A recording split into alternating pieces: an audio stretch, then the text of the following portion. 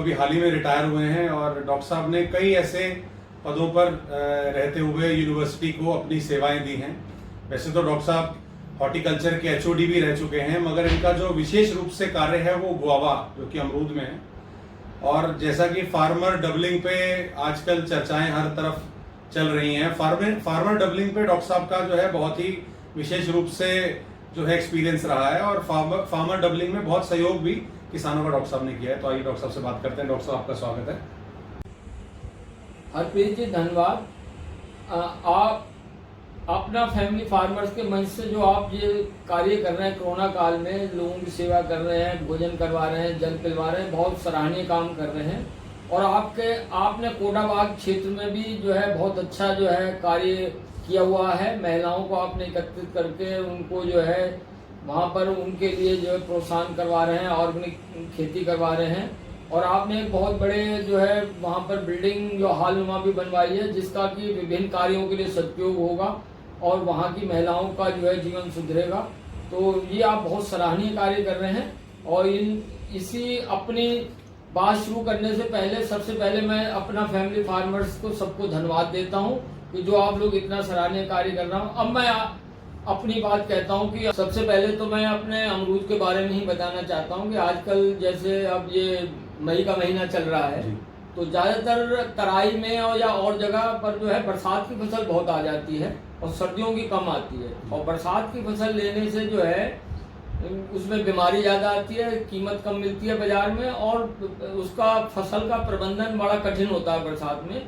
तो इस समय बहुत से किसानों को जैसे मैं अवगत करा चुका हूँ कि उन्होंने या तो हाथों से फूल तोड़ लिए होंगे या एक पत्ती जोड़ा कृंतन से करके उसको प्रूनिंग कर ली होगी या नेफ्लिन एसिडिक अम्ल का जो 600 ppm का छिड़काव करके फूल गिरा लिए होंगे।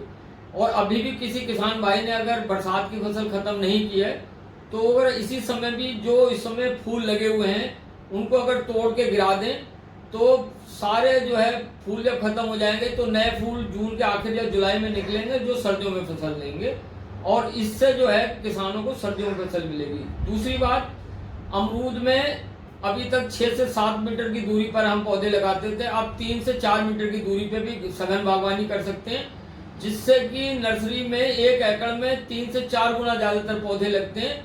और 3 से 4 गुना जब ज्यादा पौधा लगेंगे तो नर्सरी में डिमांड भी पौधों की बढ़ेगी, तो नर्सरी की इनकम डबल होगी। फिर जो माली लोग रोपण करेंगे, मजदूरों की ज्यादा जरूरत पड़ेगी रोपण में, तो वो किसान दुगने लगेंगे और जब फसल आएगी तो भी जल्दी से दुगनी तिगनी आएगी। तो इस तरीके से किसान लोगों को जो है अमरूद की खेती से डबल इनकम हो रही है। और तराई में ये जो है बहुत कामयाब फसल है अमरूद। और ज्यादातर तराई के किसान जो है जहाँ वो धान लगाया करते थे जिन खेतों में, उनमें अब जो है अमरूद लगा रहे हैं। और एक प्रकार से जो गर्मियों का धान जो ज्यादा पानी खाता था उसकी जगह जब हम अमरूद लगा देते हैं तो एक तो हमारे पानी की रिक्वायरमेंट कम हो जाती है, क्योंकि अमरूद की फसल में हम कहते हैं मार्च से लेकर जून तक जो है पानी नहीं देना चाहिए। और लोग जो गर्मियों की फसल धान की लगाते हैं उसमें बहुत पानी देते हैं। तो अमरूद एक प्रकार से इस तरह भी सहयोगी है। 40% लोग डायबिटिक हैं, तो अमरूद एक ऐसा फसल है जो 10 महीने तक खाई जा सकती है। तो अमरूद के बहुत गुण है। ये तो रही अमरूद की बात जिससे फसल इनकम हो सकती है। अब मैं एक दूसरी बात कहना चाहता हूँ कि सरकार को कुछ ऐसी नीतियां बनाना चाहिए जो लॉन्ग टर्म हो। जैसे अब कोरोना आ गया है, सारे प्रवासी मजदूर इधर से उधर बहुत खाली हो गए हैं और हमारी जनसंख्या बहुत ज्यादा है देश की। हमारा जब देश आजाद हुआ था 47 में तो लगभग 35 करोड़ जनसंख्या थी और आज हम 135 करोड़ है। दुर्भाग्य से हम लोगों ने जो है फैमिली प्लानिंग पे जो है नहीं प्लानिंग की। अगर कहीं हम लोगों ने जनसंख्या नियंत्रण किया होता और आज हम 100 करोड़ भी होते तो भी हम सोचो हम कितनी अच्छी हालत में होते। मगर अब भी कुछ नहीं बिगड़ा है। अब भी हम एक ऐसी नीति बना सकते हैं कि जिससे हमारे देश की जनसंख्या नियंत्रण हो। हमारे देश की 2 ही समस्या हैं, एक पर्यावरण प्रदूषित है, जल प्रदूषित हो रहा है, वायु प्रदूषित हो रही है, जमीन प्रदूषित हो रही है, और दूसरी जनसंख्या बहुत ज्यादा है।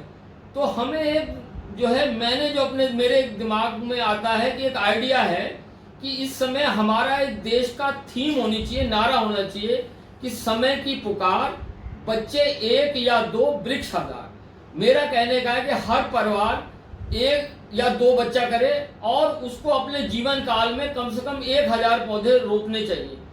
और अगर इस तरीके इस थीम को हमें लगना चाहिए, चाहे ये एग्रीकल्चर यूनिवर्सिटी में पढ़ाई हो, चाहे इंजीनियरिंग हो, मेडिकल हो, ये थीम हमेशा रहनी चाहिए।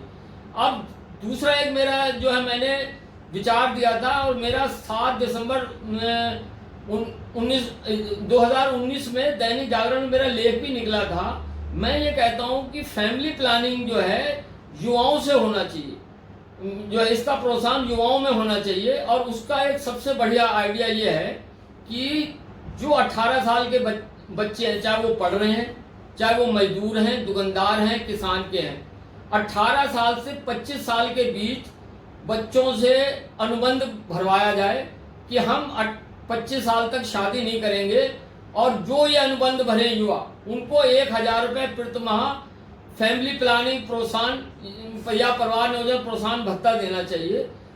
बहुत से मैंने देखा है कि जो विद्यार्थी गरीब बच्चों के पढ़ रहे हैं, उनको अगर 1000 रुपये मिलेगा और उनके दिमाग में अभी से जो है ये भरेगा कि हमें अपना परिवार सीमित रखना है।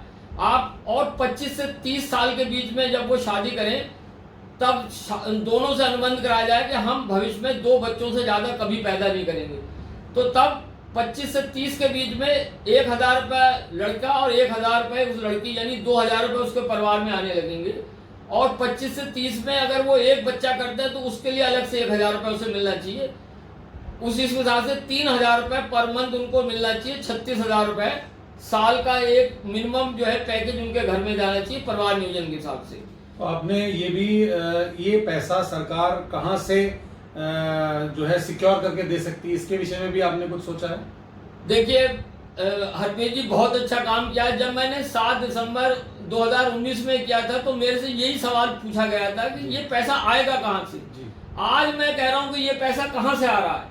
आज आप कितना पैसा आप गरीबों के खातों में 1,000 रुपए डाल रहे हैं, मगर इसमें कोई मैसेज नहीं जा रहा है। वो पैसा हम दे रहे हैं खाली कि अगर इस 1,000 रुपए के साथ ये अनुबंध भी युवा करे कि मैं शादी नहीं करूंगा या शादी कर चुका हूं, 2 बच्चों से ज्यादा नहीं करूंगा, तो यही पैसा वहां भी यूज हो सकता है। फ्यूचर में भी इसका लाभ हो सकता है।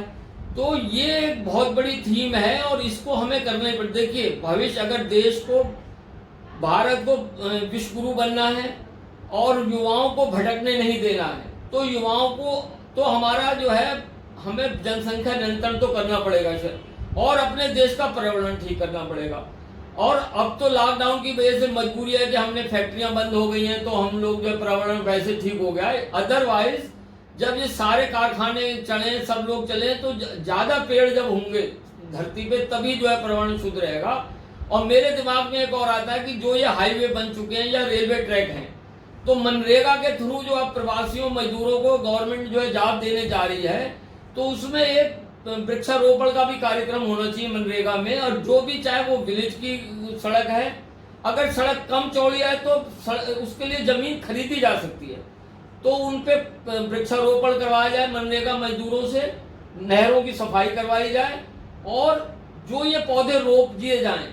5,000 हर गांव से एक व्यक्ति जो उसको स्वेच्छा से, जिसके अंदर भावना हो देशभक्ति की, 5,000 पौधा उसको पालने के लिए दे दिया जाए और उसको 5,000 रुपये प्रति माह इस बात का दिया जाए कि जो 5,000 पौधा उसके सुपुर्द किया गया, उसकी निगरानी में रखे गए, उसमें वो पानी देगा, घास वगैरह निकालेगा, सफाई रखेगा और उन पौधों को हर तरीके से बचा के रखेगा। एक प्रकार से उनको रोजगार भी मिलेगा और हमारे पौधे भी सुरक्षित रहेंगे।